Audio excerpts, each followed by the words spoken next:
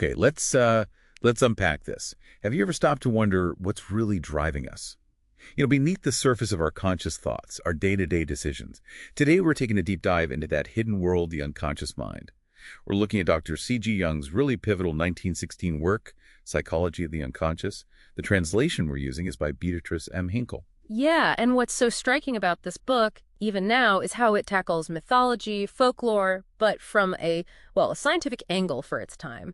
It digs into this common thread you find everywhere, human desire, longing, and it leads towards something the translator Hinkle, she termed moral autonomy. Moral autonomy, Yeah. like self-governance, making your own ethical choices. Exactly. That capacity. Okay, so our goal here in this deep dive is really to get a handle on these powerful hidden forces that shape us. We kind of have to start with Freud, right? Yeah. His initial discoveries were, revolutionary. Absolutely. You can't really talk about the unconscious without starting with Freud.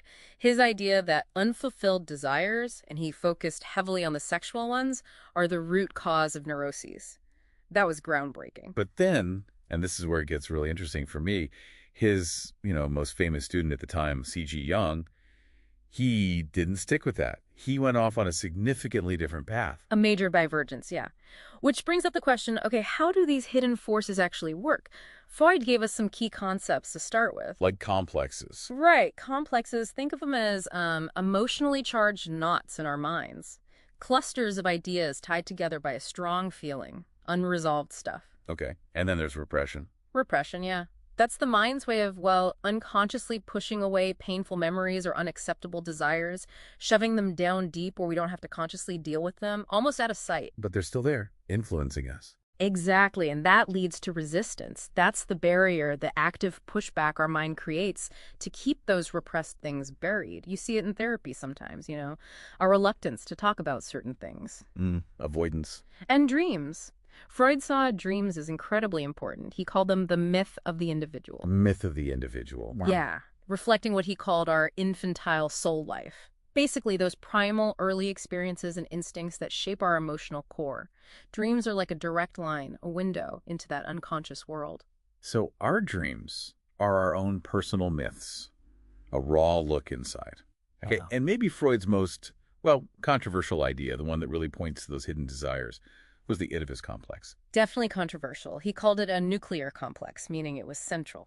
Rooted, he believed, in these unconscious, incestuous wishes from childhood. It highlights what he called the infantilism of sexuality. Meaning how our adult emotions can get stuck in those childhood patterns, not really maturing. Precisely, how those early desires can keep playing out. But Jung saw this differently, didn't he? When we connect this to the bigger picture, his reinterpretation was quite radical. Hugely radical. So, for Freud, the main psychic energy, the libido, was primarily sexual. That was the engine. But Jung looked at libido and said, wait, it's not just sexual, it's broader.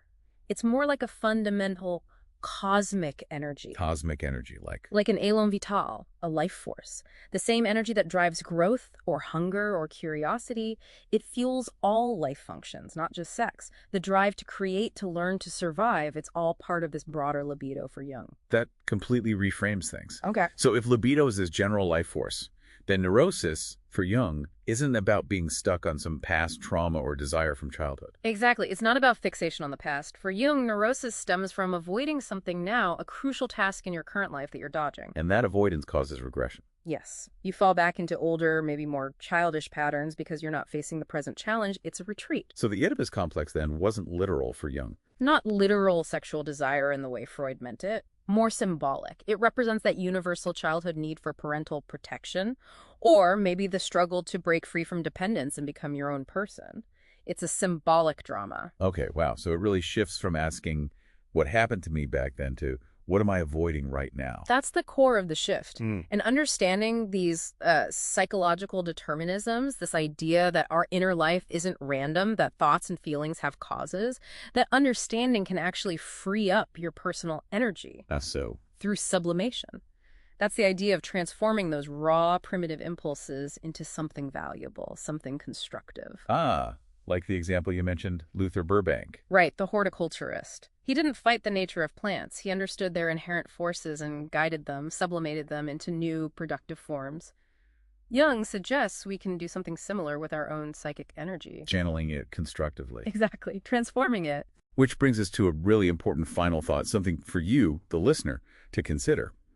Thinking about Jung's ideas, what unconscious self-sacrifice maybe, or what present duty in your own life might be causing some internal friction, some conflict? Yeah, what task might you be avoiding? And how could consciously facing that thing instead of regressing or pushing it down actually unlock your potential for what you might call self-creation?